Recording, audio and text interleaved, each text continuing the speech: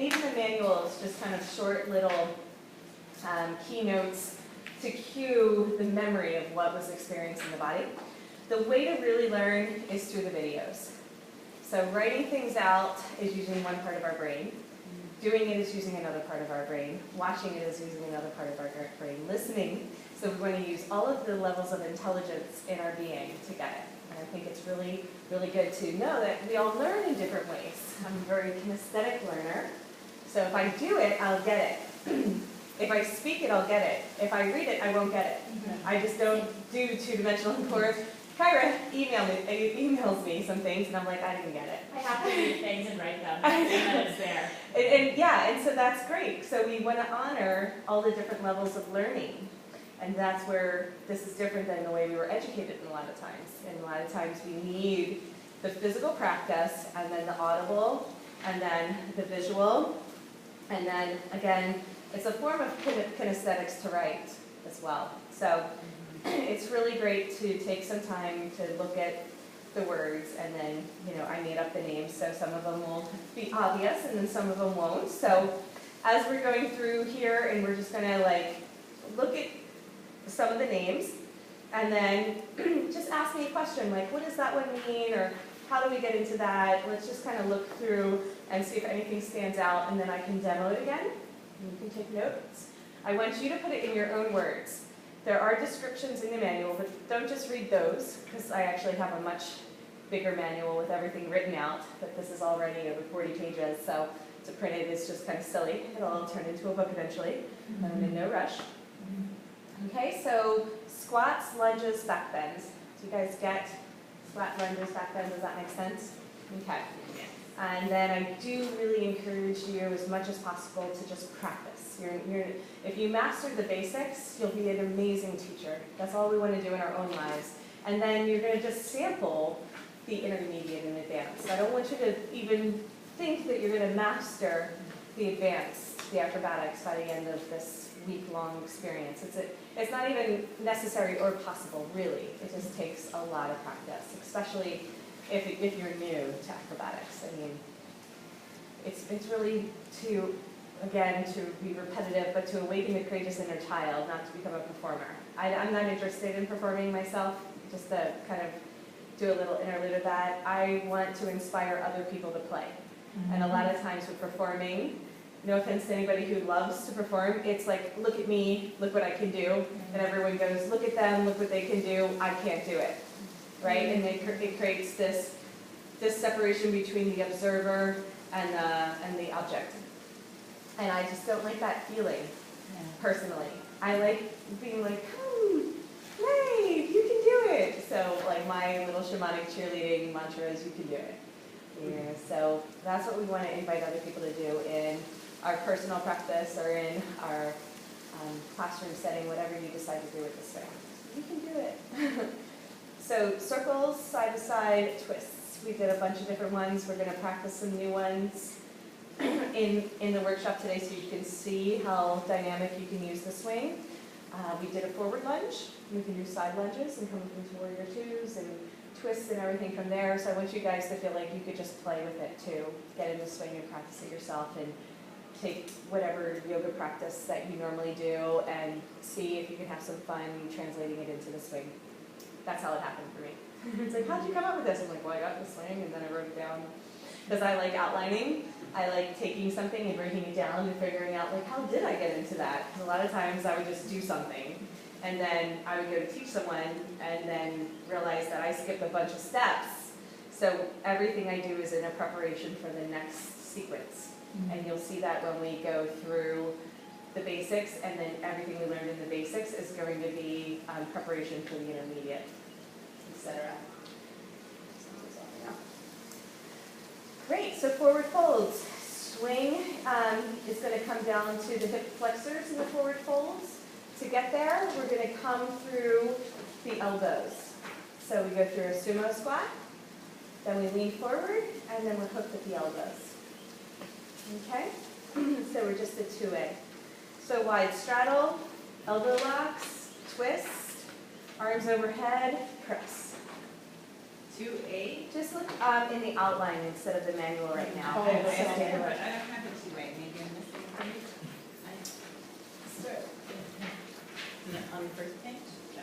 What happened? Well, that's bullshit. Want my money back. I wonder what happened. I just printed this today. I know, there's no 2A.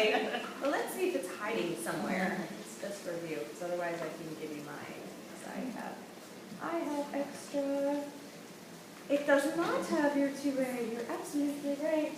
So I'm going to use this one, and I'm going to give you this one, so that we can follow along. No problem. Sorry. So fascinating. I was so thrilled when I went to Kinko's and printed it, and it worked. I was like, oh, just printed perfectly. That's okay. So we just went over one, which is I'll just review so Heather knows. She's like, what? I know. She's like, okay. She doesn't say anything. So I have the same outline. It's just I broke it up into the Hawaii version, which is the different days. Mine is all just one club, which is what I write all over. I make notes on everything as well. So one is squats, lunges, back bends, circles, side to side twist. Just imagine what we can do with all that. What we're wanting to do in the upright positions is traction the spine out of the pelvis to create the maximum space in between the vertebrae. Okay? So, Amy, can you repeat back to me what you just started? No, not word by word, but. So In the this upright position, you want to be able to keep the spine straight, so it allows for traction. Yeah, so let's write this down, because this is actually really, really important in how we want to describe it to people, because if we don't describe it this way, people push their hips up and they stay really tense in their lower back. But when I really break it down for them what we're doing, they're like, oh, and they seem to get it.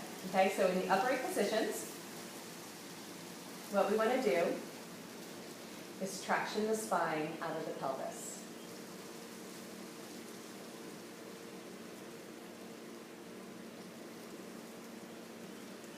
And get the maximum space in between the vertebrae.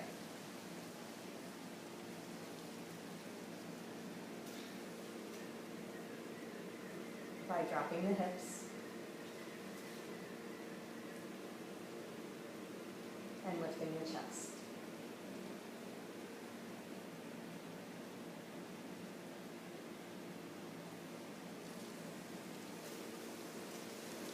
Does that make sense? Does that help to write it down?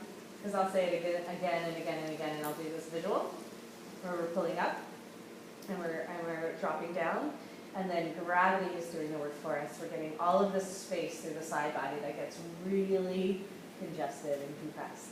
What we're also doing with the swing, in the upright position, is we're retraining the posturing. So this recalibration is quite uncomfortable for people because this contracted state is a state of being, right? It is a protective mechanism for the heart. So once you pull on that, people get really irritated. They're like, no, and they want to pull back, but that doesn't work.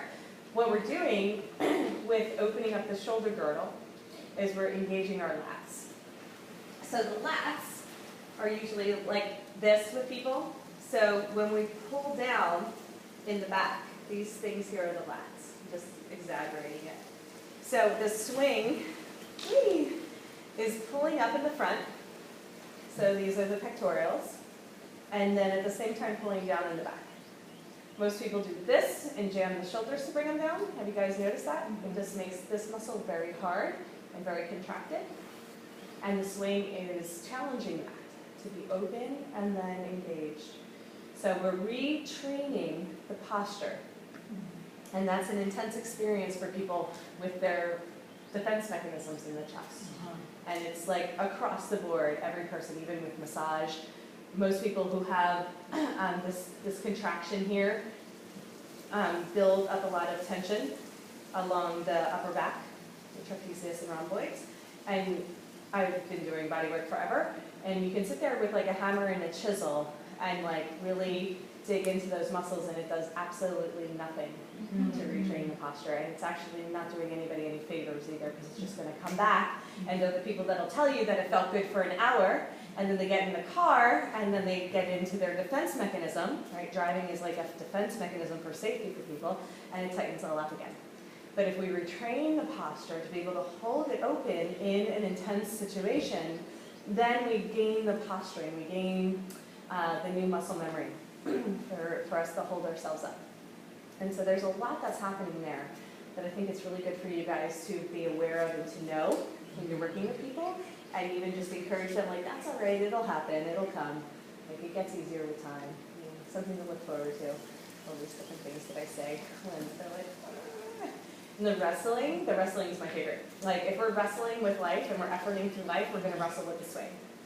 Right? So that's why we want to get into the ease and grace. So ease and grace is our mantra. Every transition is a pose.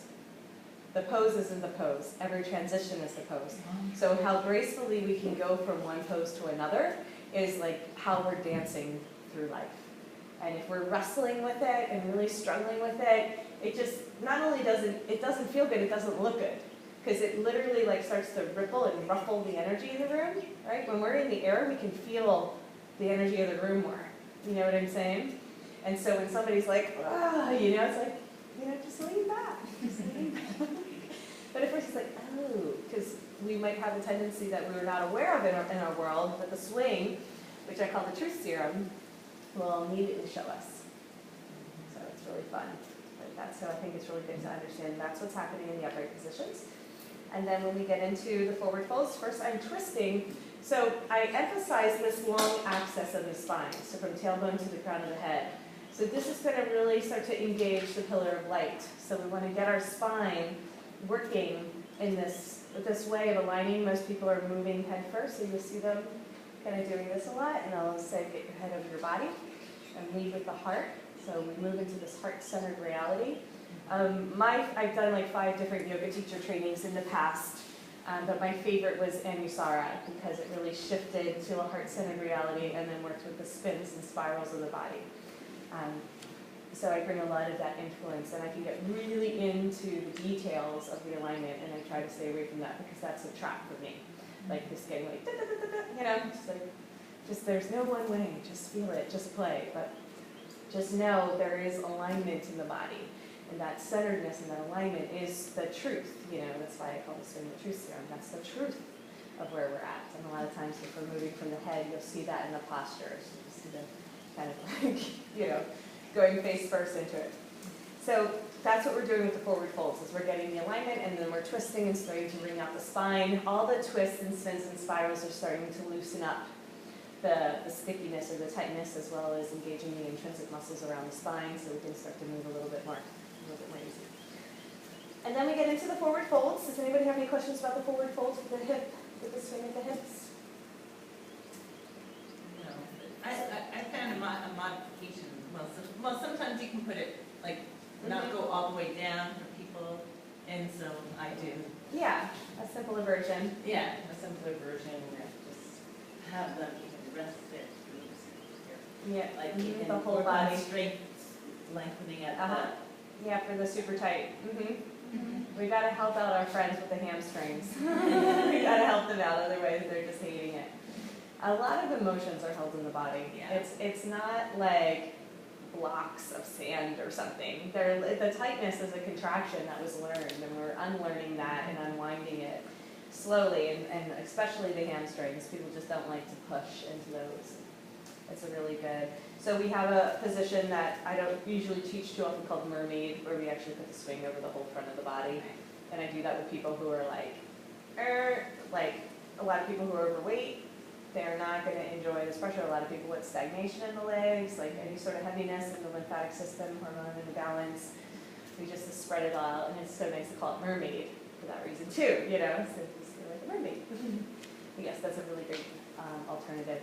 We'll learn in the restorative that we do tomorrow how to spread everything out and really get into the swing in a way that's nice and gentle for the average person. Is there an ideal angle that we should be aiming for downward facing dogs? I notice that my stance is much shorter. I know when I do it on the mat in classic yoga.